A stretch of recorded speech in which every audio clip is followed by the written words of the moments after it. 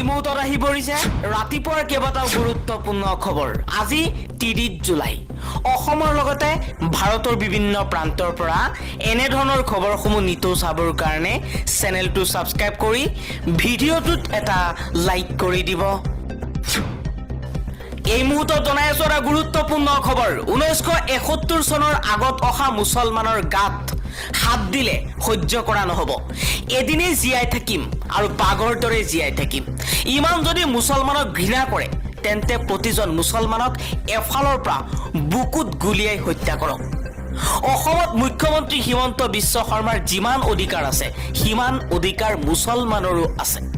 ফৰেষ্টত যদি মুছলমান থাকিব নোৱাৰে তেন্তে বেলেগ ধৰ্মৰ মানুহো থাকিব নোৱাৰিব। আমছুৰ সভাপতি ৰেজাউল কৰিম চৰকাৰে মুখ্যমন্ত্ৰী হিমন্ত বিশ্ব শৰ্মাৰ বিৰুদ্ধে সৰব হৈ এইদৰে উদাত্ত ভাষণ দি মন্তব্য কৰিছে। পৰৱৰ্তী খবৰ, এইসকল হৈছে গৰাখহনীয়াগ্ৰস্ত, যাৰ বাবে অনাই বনাই ঘূৰিবলগীয়া হৈছে নিজৰ মাটি সম্পত্তি এৰি। গৰাখহনীয়াৰ কবলত পৰি এই লোকসকলেই ৰাজ্যৰ ভিন্ন প্ৰান্তত এডোখৰ ঠাই বিচাৰি বাৰম্বাৰ গতি কৰে। সেইবাবে এইসকল মানুহক বাংলাদেশী, বিদেশী, সন্দেহযুক্ত, অবৈধ নাগৰিক, মিয়া আৰু পূৰ্ববংগীয়ৰ অপবাদ দিয়া হয়। আন এটা খবৰ, নন্দিনী কাশ্যপৰ ভাষণৰ খুন্দাত আহত 21 বছৰীয়া যুৱক ছামিউল হকৰ মৃত্যু। 5 দিন মৃত্যুৰ সৈতে যুঁজি অৱশেষত হাৰ মানিলে ছামিউলে। গুৱাহাটীৰ এপলো হাস্পাতালত চিকিৎসাধীন অৱস্থাত মৃত্যু হৈছে ছামিউলৰ। শোকাবহ দুৰ্ঘটনাত গুচি গ'ল ছামিউল হক। এতিয়াও গ্ৰেপ্তাৰ নহ'ল নন্দিনী কাশ্যপ। ছামিউল হকক লৈ মন্তব্য কৰিছে AIUDFৰ বিধায়ক আশ্ৰাফুল হুছেইনে। আশ্ৰাফুল হুছেইনে কৈছে, অভিনেত্ৰী নন্দিনী কাশ্যপৰ তীব্ৰ গতিৰ গাড়ীৰ খুন্দাত আমাৰ মাজৰ পৰা চিৰদিনৰ বাবে হেৰাই গ'ল ছামিউল হক নামৰ এজন প্ৰতিভাৱান, কষ্ট কৰি জীৱিকা নিৰ্বাহ কৰা যুৱক। তেওঁৰ মূৰত ২৭টা চিলাই, 2খন ভৰি ভগ্ন, সোঁহাতৰ গাঁঠি ভঙা, পেটত হৈছিল তেজ জমা। তথাপিও অভিনেত্ৰীয়ে কৈছিল অকণমান আঘাত পাইছে। ইয়াক কেনেকৈ সম্ভৱ? এই নিৰুদ্দেশ ভাগ, এই গাফিলতিৰ কি শাস্তি হ'ব?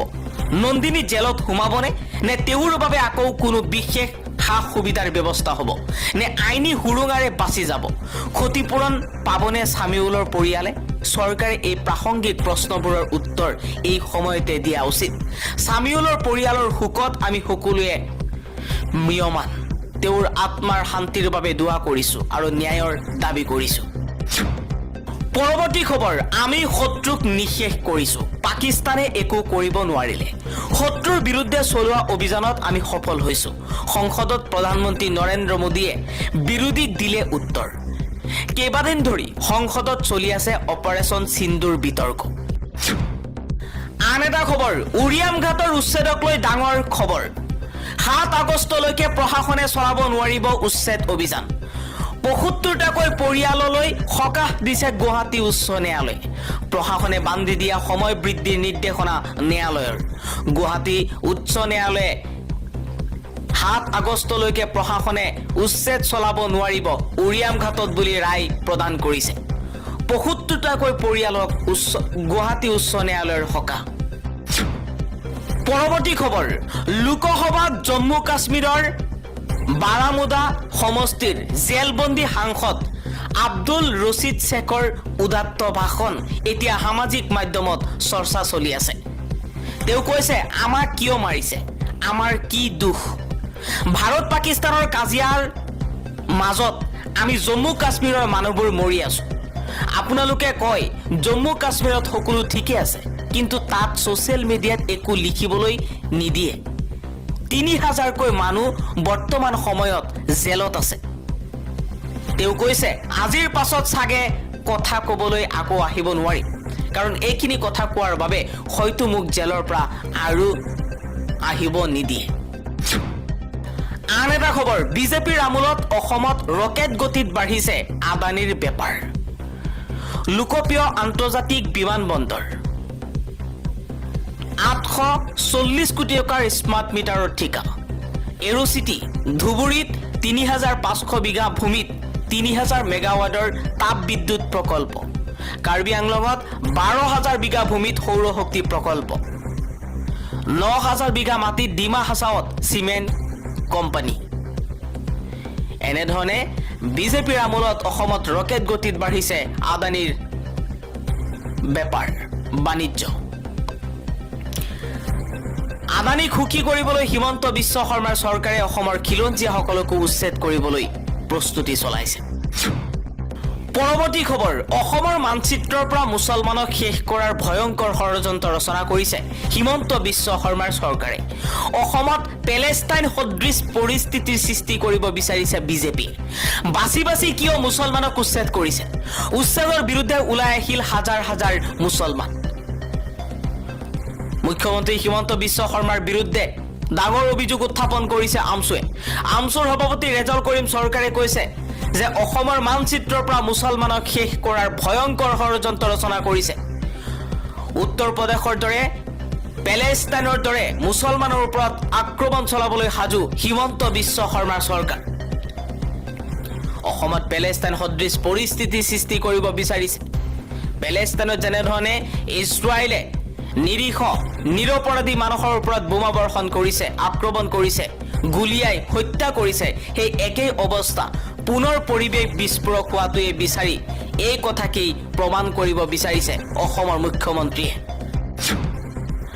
আন এটা খবৰ যদি নৰেন্দ্ৰ মোদীৰ ইন্দিৰা গান্ধীৰ দৰে শাসক আছে তেন্তে তেওঁ কওক যে ট্ৰাম্পে যুদ্ধ বিৰোধীৰ বিষয়ে মিছা কথা কৈছিল সংসদত হৰপ হৈ পৰিছে ৰাহুল গান্ধীয়ে কৈছে ভাৰত পাকিস্তান সীমান্তৰ উত্তেজনাৰ সময়ত ৰাজনৈতিক ইচ্ছা শক্তিৰ অভাৱত মোদী চৰকাৰ পিছুৱাই যোৱাৰ অভিযোগ উত্থাপন কৰিছে আনকি যেতিয়া পাকিস্তানে ভাৰতক আক্ৰমণৰ আত্মসমৰ্পণৰ দাবী জনাইছিল মাত্ৰ 30 মিনিটৰ ভিতৰত ভাৰতক মানি লোৱা বাৰ্তা ইছলামাবাদলৈ প্ৰেৰণ কৰা হৈছিল তেতিয়াও ৰাহুলে এনে বিস্ফোৰক দাবী কৰিছিল ৰাহুল গান্ধীয়ে কৈছে আমেৰিকাৰ ৰাষ্ট্ৰপতি ডোনাল্ড ট্ৰাম্পে 29 বাৰ কৈছে যে তেওঁ যুদ্ধ বন্ধ কৰিছে যদি প্ৰধানমন্ত্ৰী নৰেন্দ্ৰ মোদীৰ ইন্দিৰা গান্ধীৰ 50% সাহস আছে তেন্তে তেওঁ সংসদত থিয় হৈ ক'ব লাগে ডোনাল্ড ট্ৰাম্পে মিছা কথা কৈছে যদি আপোনাৰ সাহস আছে তেন্তে ইয়াত কক ট্ৰাম্প মিছলীয়া তেওঁ বাৰে বাৰে প্ৰধানমন্ত্ৰীক আক্ৰমণ কৰি কৈছে যে তেওঁ কিয় নিমা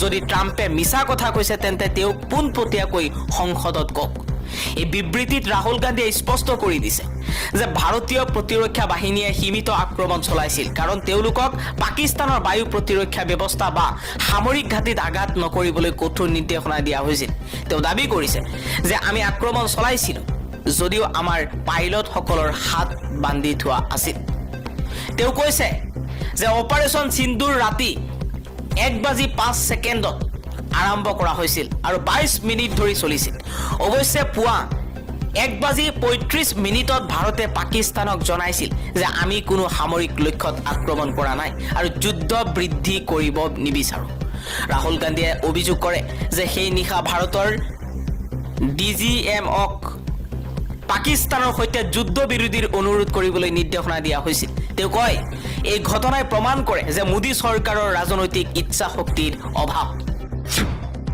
পৰৱৰ্তী খবৰ নগাঁও চহৰত ই ৰিক্সা চলাচলৰ ক্ষেত্ৰত জিলা প্ৰশাসনৰ নিৰ্দেশনা জাৰি নিৰ্দেশনা অনুসৰি ই ৰিক্সা চালকে নগাঁও পৌৰসভাই যোগান ধৰা ই ৰিক্সা নম্বৰৰ ফলক সকলোৰে দৃষ্টিগোচৰ হোৱাকৈ ই ৰিক্সাৰ সন্মুখ ভাগত লগাব লাগিব নগাঁও পৌৰসভা এলেকাত পৌৰসভাৰ পৰা অনুমোদিত ই ৰিক্সাৰ বাহিৰে অন্য কোনো ই ৰিক্সা চলাচল কৰিব নোৱাৰিব পুৱা 5 বজাৰ পৰা নিশা 9 বজালৈকে ই ৰিক্সা চলাচল কৰিব পাৰিব নগাঁও পৌৰসভাৰ পৰা অনুমোদিত ই ৰিক্সাসমূহেও চহৰৰ ৰাষ্ট্ৰীয় ঘাইপথেৰে অহা যোৱা কৰিব নোৱাৰিব কিন্তু নিৰ্দিষ্ট স্থানেৰে ৰাষ্ট্ৰীয় ঘাইপথ পাৰ কৰিব পাৰিব প্ৰতিখন ই ৰিক্সাৰ হুফালটো গ্ৰিলেৰে বন্ধ কৰা হ'ব লাগিব লগতে ব্ৰেক হৰ্ন লুকিং গ্লাছ আদি কাৰ্যক্ষম হৈ থাকিব লাগিব এই ৰিক্সাসমূহৰ আগফালে ও পিছফালে